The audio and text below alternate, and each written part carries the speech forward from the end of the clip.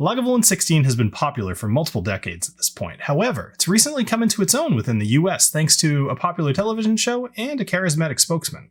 So let's go ahead and jump into Lagavulin's occasionally sordid history, why they're a fan favorite, and their fantastic flavor profile. Let's get into it.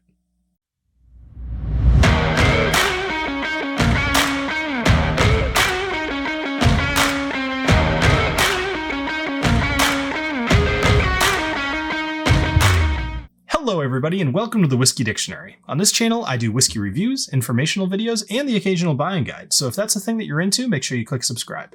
Now when we're talking Lagavulin, we're talking about a distillery that was founded in 1816, just 1 year after Laphroaig, and that's kind of convenient because Lagavulin is nestled right between Laphroaig and Ardbeg, which are just two of my favorite distilleries. So this whole little row here, fantastic stuff. Now, they were founded just 1 year after Laphroaig, like I mentioned, and that's kind of serendipitous because Laphroaig and Lagavulin have a history that is intertwined like almost nothing else that you're going to read about or see in the whiskey world. And some of it's a little bit surprising. For about 30 years, both distilleries are doing their thing, and they're doing it well. Lagavulin and Laphroaig are both making plenty of money. But in 1847, Lagavulin says, hey, you know what, Laphroaig, you guys are making some great stuff. I really like your flavor profile. I want to mix your whiskey with my grain whiskey and sell that as a blend. And Laphroaig says, sure, no problem. This sounds great. Give us some money, right? So everybody's, kind of happy. It's a good deal, but doesn't really last because there was a negative side effect that Laphroaig may not have considered. Obviously, Lagavulin's making money because the blend is selling well, but Laphroaig's brand recognition, because they can't produce as much single malt, which had started to take off, they are now unable to really keep up with demand, and they're diminishing on the world stage. Not as many people are having Laphroaig as are having Lagavulin, and this is a problem. But it's a problem for about 60 years because Laphroaig could not get out of the deal. But eventually in 1907, they finally get out of the deal, and Lagavulin's not happy about it. So this was not the end. Later that same year, Peter Mackey, who was the owner of Laphroaig, may or may not have asked somebody to take some heavy machinery and go drop some boulders in Laphroaig's water supply, thus cutting off their water. Now, I don't know what you know about whiskey. I know what I know about whiskey, and I know that you need to have water to make whiskey. So if you have no water, Laphroaig can't make whiskey. Now, it did not take long for them to go to a judge and get the boulders removed. And, the rest may or may not be history. But what I can tell you is that Peter Mackey still was a little sore about this. He was a little salty, which is kind of ironic considering there's quite a salt note in this. But anyway, he was a little salty about this whole thing. And he really wanted to get Laphroaig back into his Lagavulin. So what he did is he built another distillery called the Malt Mill, and he copied every single facet of Laphroaig, right down to their stills and their methods and where they're getting their peat and everything. The only thing that he didn't do, at least according to my research, was have a malting floor. Now, that's not the most important piece, but what is important is microbiomes, which, if you remember your microbiology classes or biology, whatever you took in high school, little bacteria, they make a big difference in whiskey. A huge difference in whiskey. If you have ever made your own beer at home, you know that if you don't clean things properly, it tastes off. Well, little tiny bacteria have a dramatic effect on whiskey. And so he was unable to reproduce Laphroaig. And, ultimately, I guess he kind of gave up because that seemed to be the end of the feud. With regards to Lagavulin 16, this was produced in 1989 for the first time, and this was meant to be a whiskey drinker's whiskey. This was meant to be a challenge, actually, to people who really, really liked whiskey and were looking for something different. Most people around that time were drinking Glenkinchie or Dalwhinnie, something smoother and something easier to drink. So the idea of drinking smoky whiskey was kind of out of most people's wheelhouse, let's just say that. Now, what actually ended up happening here is that this whiskey just blew up. It ended up getting super popular, so much so that it ended up going on allocation, which for those of you that don't know is similar to, say, like what Blanton's or Pappy or Weller are going through right now if you're a bourbon lover. So the idea being that it's hard to get. Like, you need to either know somebody or maybe put your name in a hat and be drawn for the ability to buy this thing. The whole thing is just stupid nowadays, but that's a problem for another time. Now, what ended up happening, how Lagavulin dealt with this, is they reduced the fermentation of what they were producing at their distillery. Now, this is practicality. It's supply and demand. They basically said, we're going to change. We're not going to have quite the quality that we used to have because we need to be able to make more of this. Nowadays, they're making it 24/7, but that fermentation is still around 55 hours. I couldn't find what it used to be, but presumably more than 55 hours. Now, this is still a crowd pleaser, but from what I hear and what I've read and what I've seen, it's not as good as it used to be. But you hear that a lot in whiskey. Now, this whiskey is owned nowadays by Diageo, who owns so many things. Diageo is a marketing machine with lots of different brands underneath their belt. Now, speaking of marketing, let's talk about Nick Offerman. I don't know what inferior swill this is, but I ordered a Lagavulin. Now, Nick Offerman played a character named Ron Swanson on the show Parks and Recreation, and a lot of you guys know Lagavulin because of that character.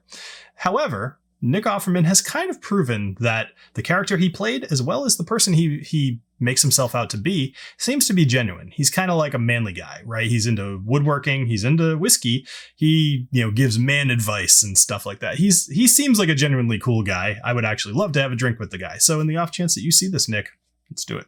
So I ended up reading this little interview on GQ, and it was by Scott Meslow. I found myself wondering why Ron Swanson would drink Lagavulin of all things. And actually, the funny thing is Nick kind of wondered the same thing. So he saw the bottle of Lagavulin 16 in the top drawer of his character's desk. And he was surprised that the prop designers could find and knew his favorite obscure whiskey.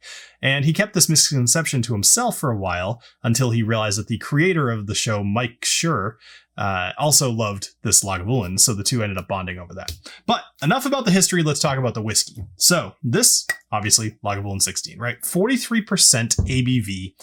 It's from ex-bourbon, ex-sherry barrels, and it is chill filtered, and it does have coloring added, which I gotta ask why. Like, I know it's 43%, so yes, you're going to get some of the effects if you don't chill filter it. Right? If you put some ice in it, which I think a lot of people probably are going to, then it's going to get a little cloudy. Who cares, right? Stop doing that. But why add the coloring, right? We've got a brown bottle here. People aren't looking through this and going to see an odd coloring because it's not a clear bottle. So why are you The whole thing's stupid. Anyway, let's go ahead and pour. I apparently need a drink. I care about color entirely too much. Speaking of which, that's a nice color. But it's mostly this dark because of the sherry influence. Obviously, 16 years in a barrel is also going to give it quite a bit of color, but the sherry is going to have a large factor on here. Now, immediately pouring it out of the bottle, you would expect I'm going to be smelling smoke, even from way up here, but actually I'm getting a lot more of the sherry influence from this far away, which is kind of interesting. So let's go ahead and give this a proper nose. Well, there's the smoke. So this has an interesting kind of smoke. There's several different kinds of smoke that I would describe scotches as having, assuming that they are peated. You can have campfire. You can have kind of like a charcoal, which are different. I swear they're different. Think of like a charcoal grill versus a campfire. And then you got kind of just like I don't know what the heck is burnt tire fire, right? So in this case, this is a nice clean, more like that kind of charcoal-y fire to me. It's also got heavy influence of this iodine bit, which you get a lot in Lafroig, actually, which is kind of interesting here. All right, so peat smoke, iodine. You're getting a bit of salt air, which is not a huge surprise. Things on the coast tend to have a salty maritime note to them. That's what we usually say. I'm going to nail this one as like a seaweed because there's something green in it to me. Yes, I'm smelling green, but it's more, I hate the word vegetal just because it's not a word you hear in everyday talking. But anyway, it's a vegetal kind of salty brininess that reminds me of seaweed. So let's just go with that. And there is a bit of sweetness. Almost no influence from the sherry when I'm actually nosing this thing closely. So that's kind of interesting. But the sweetness, the general sweetness around this is mostly going to be coming from the sherry. All right, let's go ahead and have a taste. Cheers.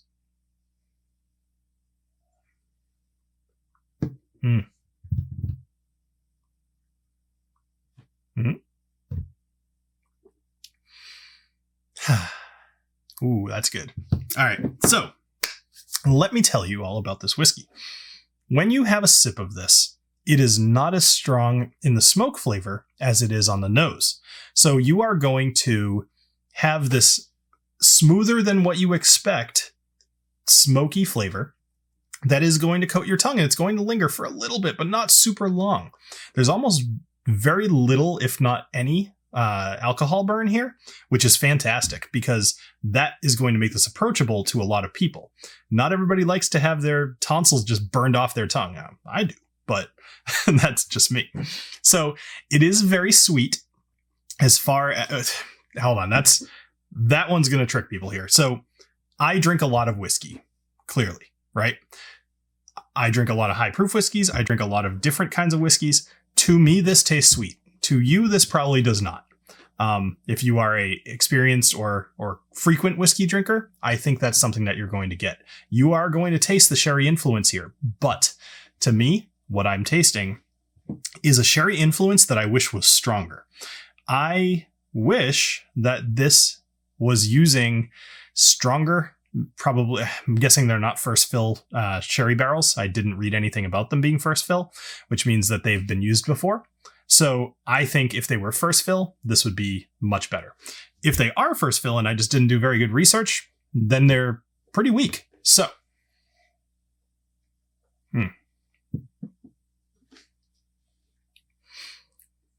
second sip here. What I'm getting here, other than the smoke is starting to fade away a bit, it's definitely not gone, like by no means. It's just moving to the side, letting me get some other stuff. So I'm getting a little bit of salt on the tongue, but what I'm actually getting a lot of is like a high cacao dark chocolate, something that's bitter. Think like north of 80%. You're getting a bit of oak.